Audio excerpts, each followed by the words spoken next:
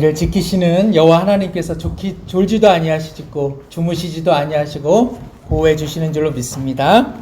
귀한 찬양 하나님께서 영광 받으신 줄로 믿습니다. 먼저는 온라인으로 함께 참여하고자 하신 많은 성도님들이 또 함께 하시지 못해서 바라기는 하나님께서 위로를 더해 주시고 또 함께 해 주시기를 소망하게 됩니다. 오늘은 절기상 하지입니다. 날짜가 어떻게 가는지 알고 계시는지요?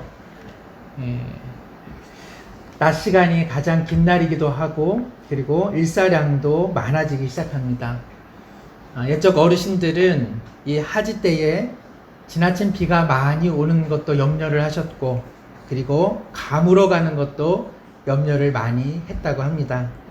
하나님께서 우리의 심령과 이 나라와 그리고 이 영토 가운데에 이른 비와 단비를 늦은 비를 적당한 때 내려주셔서 우리의 삶에 산소망 얻기를 간절히 소망합니다.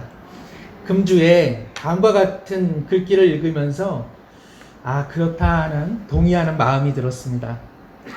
얼마나 운이 좋은가 올해에도 모기에 물리다니.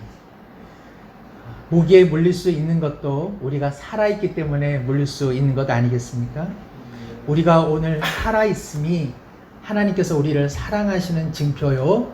그리고 여전히 우리가 하나님의 영광을 위해 살아야 할 사명과 이유가 있기 때문인 줄로 믿습니다.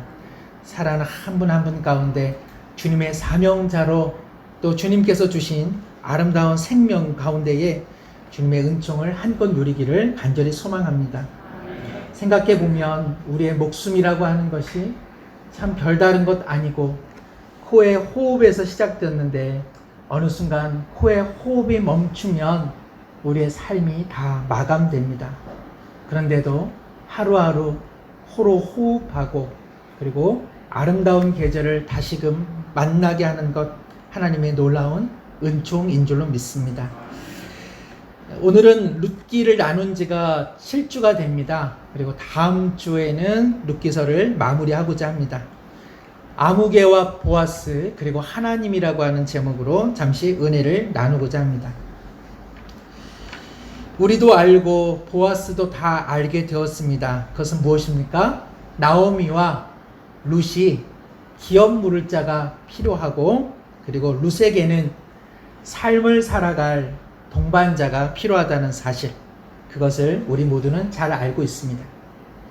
보아스는 이를 위해서 자신이 바로 나오미와 룻의 그 누군가가 되어야 한다는 사실을 부인하지 않습니다.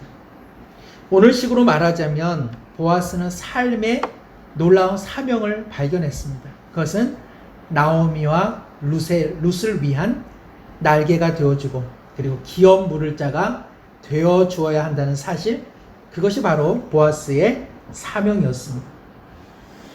기업을 물으다 라고 하는 것, 오늘 4장 1절 그리고 오늘 본문에 여러 차례 등장하고 있습니다. 몇 번 계속해서 말씀을 드렸는데요. 기업을 물으다. 여기서 기업은 우리가 알고 있는 대기업, 중소기업, 기업은행 할 때 그 기업은 아닙니다. 그럴 때 기업은 무엇인가를 기획하다 라고 할 때 기업이고요. 우리가 함께 말하고 있는 기업은 그 기자가 기초가 된다라고 할 때 그 기자입니다. 즉 하나님께서 선조로부터 주신 생명 그리고 신분 그리고 그 땅, 그런 유업을 성경은 기업이라고 말합니다. 여기서 무르다라고 하는 것은 어떤 뜻일까요? 값을 지불해서 원상태로 돌려놓는 것, 그것이 바로 무르다라고 하는 의미이죠. 두 가지가 함께 복합되어서 기업을 무르다라고 하는 것은 선조로부터, 앞선 조상으로부터 받았던 자유인의 신분, 그리고 땅, 그리고 생명이 원상태로 회복되는 일, 그것이 바로 기업 무르는 일입니다. 나오미와 룻에게는 기업 물러줄 사람이 필요했습니다. 절벽 가까이 위태로운 삶을 살아가고 있었기 때문에 그러합니다. 그런데요, 이 기업 물음에도 일정한 순서가 있었습니다. 먼저는 형제가 먼저 기업 무르는 자가 되어주는 것이죠. 그런데 형제가 없다면 그 다음에는 친족, 그리고 그 근족의 순서 따라서 순서자가 마련되었습니다. 아시는 것처럼 보아스는 지금 나오미와 룻의 기업 물을 첫 번째 대상자는 아닙니다. 그는 자기보다 앞선 우선권을 갖고 있는 기업 물음의 사람이 있다는 사실을 알고 있었습니다. 이것을 공증받기 위해서 그는 성문 위에 일종의 법정이 열리는 그 누각의 위치에 있었습니다. 마침요 보아스가 기업물을 보다 자기보다 앞선 그 순서를 갖고 있는 사람을 기다리던 차에 오늘 4장 1절에 보니까 그가 지나갑니다. 제가 한번 읽어봅니다. 보아스가 성문으로 올라가서 거기에 앉아 있더니 마치 보아스가 말하던 기업 물을 자가 지나가는지라. 보아스가 그에게 이르되 아무개여 이리로 와서 앉으라.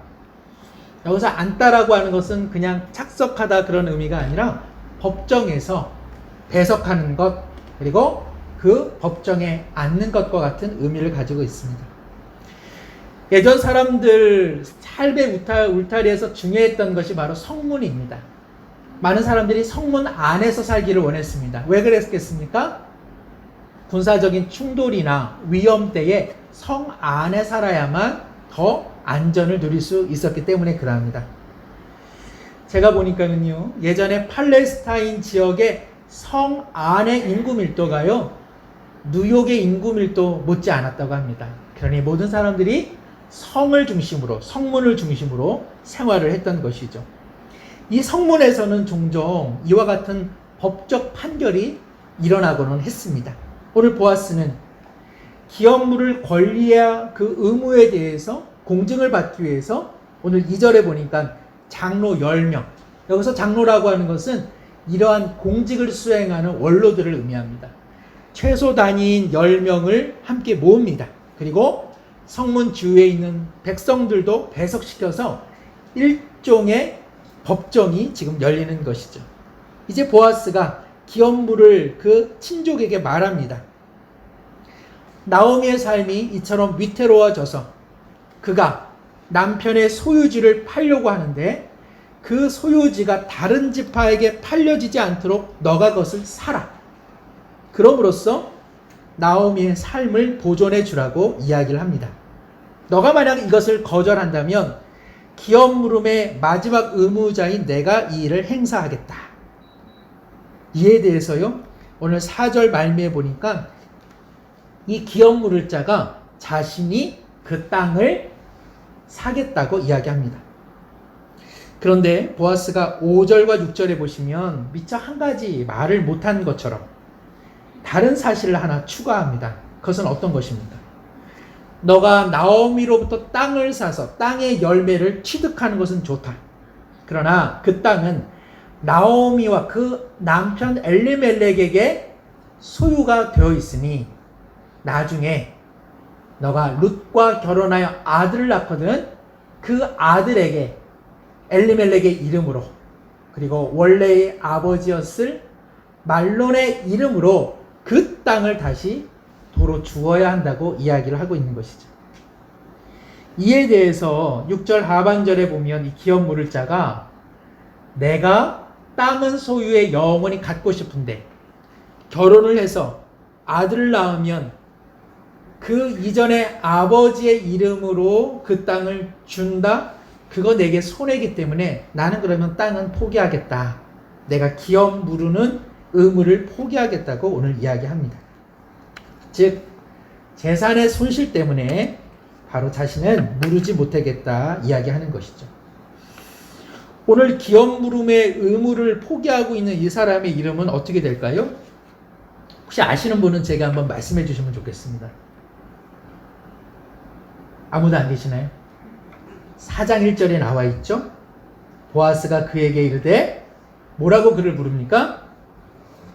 아무개. 아무개가 이 사람 이름입니다.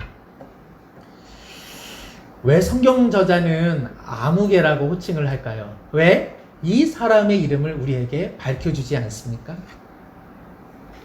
어떤 청년이 맞선을 보려고 잘 차려입고 길을 나섭니다. 한 성점에서 앵무새가 그 청년을 보고 말을 합니다. 이봐, 참 못생겼다.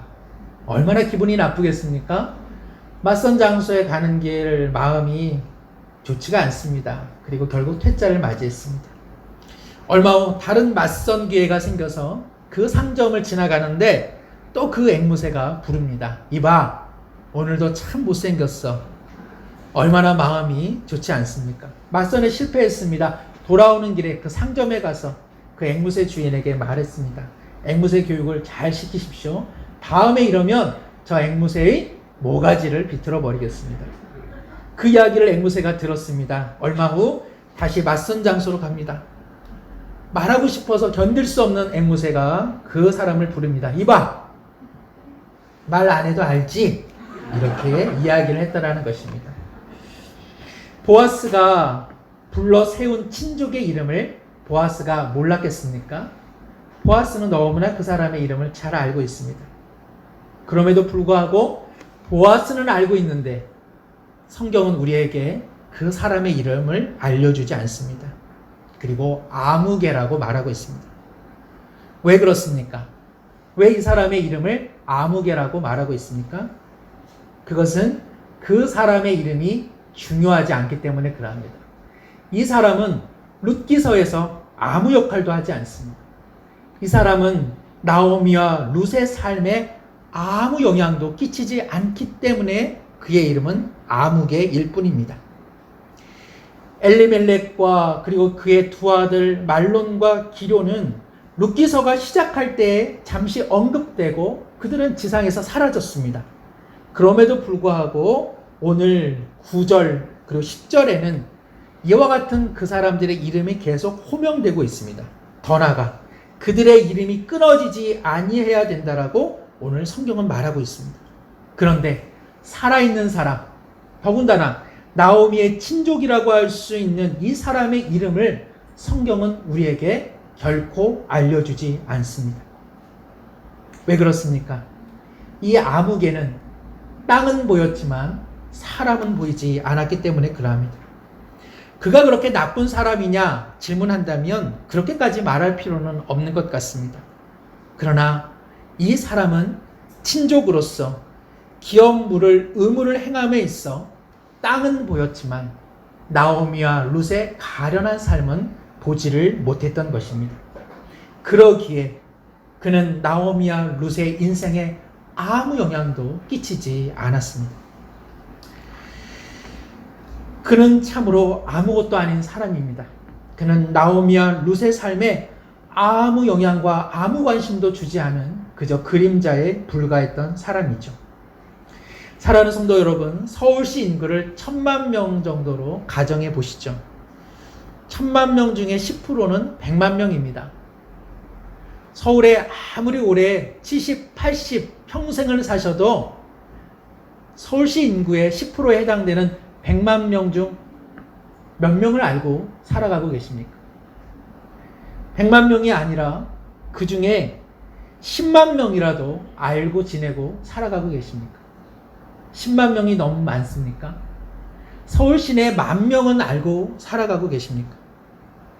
그저 무의식적으로 이름을 교환했던 그런 사람들 말고 정말 서로에게 영향을 주고 근황을 보고 어떻게 살아가나 궁금하기도 하고 만나고 싶고 그리워하는 사람은 얼마나 되십니까? 사실 서울에 1000만 명이 산들 우리에게 의미를 주는 사람은 결코 많이 되지 않습니다. 우리는 서로에게 사실은 다 아무개와 같은 존재로 살아가고 있습니다. 아무개로 버스에 올라타고요. 지하철에는 아무개로 가득 차 있습니다. 아무개를 통해서 우리는 물건을 받기도 하고 또 우리는 아무개에게 물건을 팔려고 그토록 노력을 다하고 있습니다. 아무개에게 가서 치료를 받고 아무개를 통해서 우리는 택배를 받습니다. 대부분의 사람들은 존재하는 것 같지만 우리에게는 다 그림자와 같은 아무개일 뿐이라는 사실입니다. 그러나 아무개가 아닌 그런 날들도 있습니다. 아무개였던 그 사람의 이름을 알게 되고 그 사람의 이름 속에 그 사람의 삶을 알게 되고 그와 대화하면서 그의 도움을 받기도 하고 내가 그에게 도움을 주는 어떤 날, 바로 그날은 10,000명의 아무개 중 한 사람 한 사람이 의미 있는 존재로 다가오는 것입니다. 나오미와 룻의 삶은 아무개 사람들로 가득 차 있었습니다. 그러나 나오미와 룻에게 아무개가 아닌 잊혀질 수 없는 한 사람이 있었으니 그는 바로 보아스입니다. 보아스는 오늘 9절과 10절에 기업 물음을 거절하고 있는 이 아무개와 그리고 공중에 있는 장로들과 백성들을 향해 이렇게 말합니다.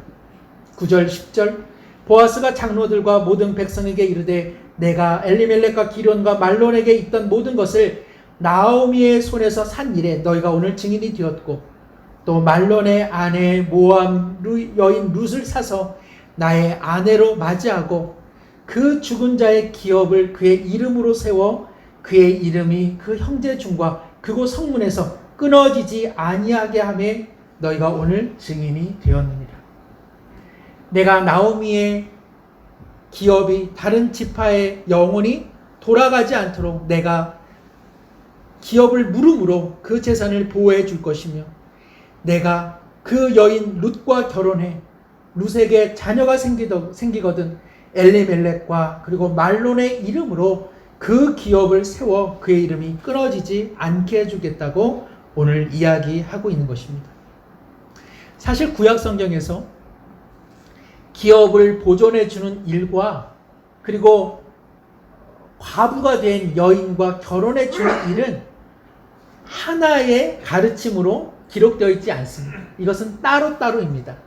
그런데 보아스는 나오미와 룻의 삶을 보존해 주기 위해서 기업 무르는 일과 그리고 계대 결혼, 즉 형수나 제수, 홀로 된 여인과 함께 결혼해 주는 그 일을 그는 몸소 실천해 주고 있습니다. 사실 성경 어디에서도 기업 무름과 계대 결혼을 하나로 엮어내 실천한 사람은 없습니다. 이것은 놀라운 보아스의 용기요 그리고 지혜요 판단이었습니다. 보아스는 율법을 잘 아는 것에 그치지 않고 율법 속에 새겨진 하나님의 사랑이 무엇인지를 그는 체감한 사람이었습니다. 오늘날 하나님을 믿는다 그리고 하나님의 말씀을 지킨다고 하면서도 경직된 태도로 그리고 자구로 그 말씀을 해석해서 지켜내므로 앙상한 종교인으로 살아가는 사람이 얼마나 많이 있습니까? 하나님의 법, 하나님의 계명, 하나님의 말씀의 근본은 무엇입니까? 그것은 사랑입니다. 그 사랑이 그 사람의 삶에 어떻게 적용시킬지 그것을 고민하고 그것을 실천으로 살아낸 사람, 그것이 바로 보아스였습니다. 보아스는 하나님의 헤세드를 잘 알고 있었습니다. 헤세드는 무엇입니까? 우리말로는 인자함이라고 말하는데 그 인자함이란 굳이 그렇게 하지 않아도 될 강한 자가 약한 자의 딱한 형편을 보고 자의로 그리고 그 선의로 그 사람을 도와주는 일, 그것이 바로 헤세드, 즉 인자입니다.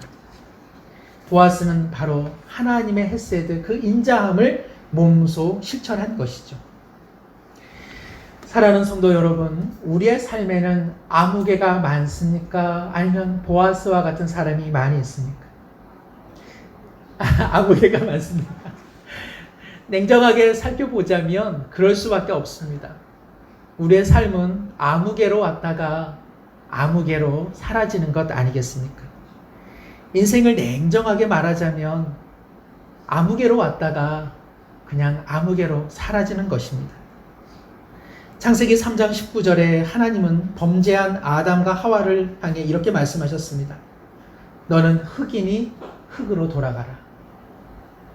여기서 말하는 흙은 먼지 혹은 티끌이라고 하는 히브리 단어 뜻을 가지고 있습니다. 얘야, 너는 티끌과 먼지로 만들어졌다. 너에게 생기를 불어넣었으나 생기가 걔는 나를 싫어하고 나를 떠났으니 너는 본디 티끌과 먼지로 사라져라 하고 말씀하고 있는 것입니다. 사랑하는 성도 여러분, 일반의 삶은 다 먼지일 뿐입니다. 아무리 고운 것을 바르고 아무리 화장과 그리고 변장을 할지라도 우리 모두는 티끌과 먼지로 사라질 것입니다. 남성들의 경우 아무리 많은 것들을 성취하고 아무리 높은 위치에 올라간다 할지라도 우리는 다 먼지, 티끌처럼 사라지고 마는 존재라는 뜻입니다.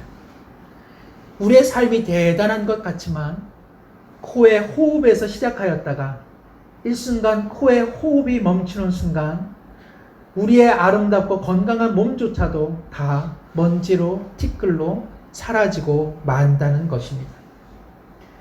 우리가 몰라서 그렇지 온 세계의 각 나라에 얼마나 많은 시대적 영웅들이 있습니까? 그러나 우리가 그 시대의 영웅들을 알고 있습니까? 시대를 흔든 혁명가들이 각 나라마다 영웅처럼 득세하지 않았겠습니까? 광활한 영토를 넓혔던 수많은 장수들의 이름을 우리는 알고 있습니까? 없던 것을 발명해 인간에게 유익을 끼친 수많은 발명가들이 있지만 우리는 그들의 이름을 다 기억하고 있습니까? 극소수의 이름만 우리는 위인과 영웅으로 추대할 뿐 세상의 그 모든 사람들은 다 아무개에 불과해서 티끌과 먼지처럼 다 사라지고 마는 것입니다. 그러나 놀랍게도 하나님은 무명한 자, 아무개와 같은 티끌과 먼지와 같은 우리의 삶을 불쌍히 여기시고 하나님은 우리의 삶에 기업 물을 자가 되어주셨습니다. 성경은 기업 물으다 이것을 고엘이라고 말하는데 이 고엘의 뜻은 구원하다, 구속하다라고 하는 뜻을 가지고 있습니다. 먼지와 티끌로 사라져도 하나님 앞에 항변할 것 없는 우리를 위해 하나님은 기꺼이 기업을 물으시고 그리고 우리의 구속자가 되어 주셨습니다. 사랑하는 성도 여러분, 나오미와 룻에게 아무개만 있었다면 나오미와 룻의 이름을 우리는 기억하지 못했을 것입니다. 나오미와 룻의 이름을 기억할 수 있었던 까닭은 바로 보아스가 있었기 때문에 그럽니다. 보아스는 어떻습니까? 보아스가 나오미와 룻을 향한 기업 물음의 의무를 행하지 않았다면 그는 아무개로 우리 가운데 남겨졌을 것입니다. 사랑하는 성도 여러분, 하나님께서는 보아스와 같은 인물, 놀랍게도 예수 그리스도를 통해서 우리에게 이름을 붙여주셨습니다. 너는 티끌과 먼지가 아니다. 너의 신분은 받기요 나의 영원히 사랑받는 내 자녀가 되었다. 그리고 너는 그리스도를 믿기에 그리스도인이 되었다라고 하는 새 피조물의 이름을 우리 가운데 허락해 주신 것입니다. 하나님께서는 다른 장소 그리고 다른 시간 속에 살아가던 룻과 그리고 나오미 그리고 보아스를 한 자리로 불러 모으셨습니다. 룻이 가련한 시어머니를 위해 허기진 인생을 채우러 우연히 발걸음을 옮기는 그 밭을 하나님은 보아스의 밭으로 인도하셨습니다.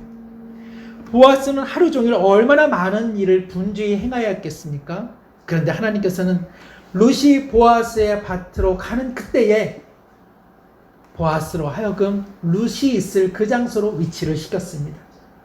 서로 다른 장소, 서로 다른 시간 속에서 살아가던 그 사람들이 하나님의 놀라운 섭리와 은총 가운데 한 자리에 모이게 된 것이죠.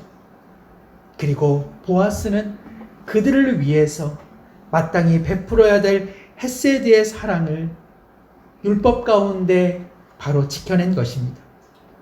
사랑하는 성도 여러분, 우리도 다 저마다의 삶을 살아가는 아무개가 아니었습니까? 이 모양 저 모양 티끌과 먼지처럼 사라져가는 인생을 살았는데 하나님께서 어느 한순간 서로가 서로를 만나게 하셨습니다. 그 만남 속에서 하나님을 알게 하셨고 그 만남 속에서 예수님께서 우리의 구속자가 되어주신 사실을 알게 하셨습니다.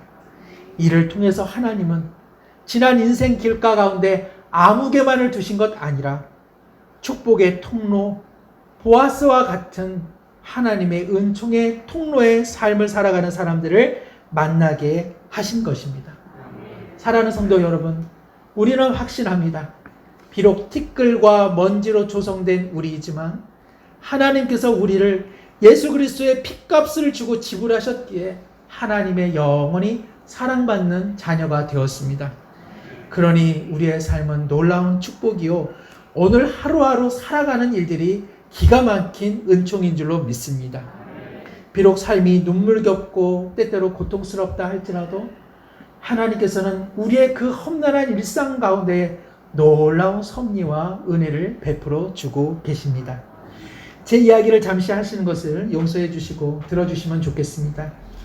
아버님께서 졸지에 초등학교 2학년 겨울쯤 돌아가신 이후 어머니와 저는 그리고 누나는 살아보지 못한 경기도 소사라고 하는 낯선 곳으로 이사를 갔습니다. 소사의 한 초등학교를 다니다가 어머니께서 서울로 이사를 가자라고 하는 계획 속에 4학년 때부터 종로 5가에 있는 한 학교로 통학을 했습니다. 당시는 강남 8학군이 조성되던 때라서 학교를 이런 식으로 다니는 것은 불법이었고, 그리고 저는 대통령이 되는 것을 접었습니다. 공직자가 되기는 어렵겠구나 하는 생각을 지금도 가지고 있습니다. 얼마간에 끝나리라 생각했던 이 통학의 길은 4학년 때부터 6학년 때까지 3년간 지속되었습니다. 초등학교 5학년 말 시청역에서 누군가 저를 물끄러미 쳐다보고 있는 것을 보았습니다. 그것은 바로 교감 선생님이셨습니다. 교감 선생님은 저를 붙잡으셨습니다. 그리고 당장 소사의 학교로 돌아가라 통보하셨습니다. 2년간 해왔던 1시간도 넘는 아침 통학길은 어린 저에게 부담이 되었고, 또 2년 동안 선생님과 학교를 속이면서 통학했던 것도 제게는 큰 부담이 되었습니다. 이왕 이렇게 들통난 것 잘됐다는 마음으로 교무실에서 실컷 울었습니다. 몇몇 선생님들은 어떻게 그렇게 2년 동안 속이고 다녔냐고 나무라기도 하셨습니다. 그런데요, 저는 그 학교를 졸업할 수 있었습니다. 그 까닭은 저의 5학년 담임 선생님 때문이었습니다.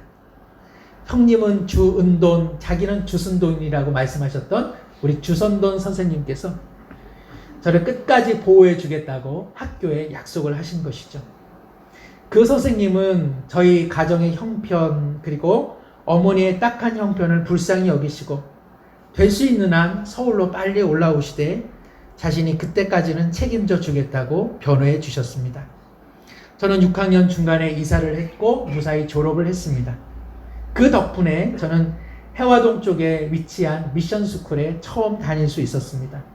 저는 비록 대학부 때에 신앙생활을 했지만 중학교와 고등학교를 미션스쿨 다닌 것은 하나님의 놀라운 섭리였다는 생각을 늘 하게 됩니다. 이 섭리 속에 하나님께서는 제 5학년 때 선생님을 축복의 통로자로 만들어 주셨습니다. 지난 시간들을 되돌아보면 많은 선생님들, 고마운 선생님들 많으셨지만 많은 분들은 저에게 아무개에 불과했습니다. 그러나 그 선생님은 저에게 아무개가 되지 않습니다. 하나님께서는 그분은 그분 나름대로의 교편 생활을 해오셨을 것입니다. 그리고 저와 저의 가정은 그들 나름의 인생을 살았겠죠. 그러나 어느 한순간 하나님께서는 한 장소와 한 시간으로 모아두셨습니다. 그리고 그곳에서 하나님께서는 그 선생님을 통해 저에게 인자함을 베풀어 주신 것이죠. 사랑하는 성도 여러분, 이것이 어디 저의 일만이겠습니까? 뒤돌아보면 서로 자모하다의 인생을 살아오던 어느 한때에 한 장소 한 시간에 모여 서로가 축복의 통로가 되는 경험들을 얼마나 많이 해오셨습니까? 하나님은 우리의 삶 가운데 이와 같은 은혜를 베풀어 주고 계십니다. 누군가의 인생에 아무개가 되지 않도록 하나님께서는 우리의 인생을 예비해 주십니다. 하나님께서는 누구의 인생 가운데 아무개만 있지 않도록 하나님의 축복의 통로자를 예비해 주신다는 사실이죠. 우리 모두는 코에서 호흡을 시작했다가 코에서 호흡이 멈추는 날 티끌과 먼지로 다 사라질 존재에 불과했습니다. 그러나 하나님께서는 아주 오래전 예수 그리스도를 통해서 우리에게 고엘 되어주시고 구속자가 되어주셔서 우리를 영원히 하나님의 사랑받는 신분 자녀로 변화시켜 주셨습니다. 뿐만 아니라 하나님께서는 우리가 그 사랑을 받을진데 서로가 서로에게 아무개가 아니라 축복의 통로자로 우리를 예비하시고 사용해 주시는 줄로 믿습니다. 이사야 43장 1절 2절 말씀을 읽고 제가 기도하겠습니다. 야곱아, 너를 창조하신 여호와께서 지금 말씀하시느니라. 이스라엘, 너를 지으신 이가 말씀하시느니라. 너는 두려워하지 말라. 내가 너를 구속하였고 내가 너를 지명하여 불렀나니 너는 내 것이라. 내가 물 가운데 지날 때에 내가 너와 함께할 것이라. 강을 건널 때에 물이 너를 침몰하지 못할 것이며 내가 불 가운데 지날 때에 타지도 아니할 것이라. 하나님 아버지, 감사합니다. 아무개와 같은 우리의 삶, 먼지와 티끌로 돌아갈 우리의 삶을 예수 그리스도께서 구속자가 되어주셔서 영원히 하나님의 사랑받는 자녀 되게 해주시니 진실로 감사를 드립니다. 이제 우리도 아무개로 가득한 사회 속에서 그러나 아무개로 살아가지 않게 하여 주시고 마땅히 하나님을 사랑하고 이웃을 사랑하는 참된 그리스도의 이름으로 살아가게 하옵소서. 우리를 위해 아무개가 아닌 의미 있는 사람들을 통해 축복을 예비해 주신 것처럼 주님, 우리도 서로에게 아무개가 아닌 보아스와 같이 의미 있는 사람으로 남겨지게 하여 주옵소서. 구속자가 되시는 예수님의 이름으로 기도드리옵나이다. 아멘.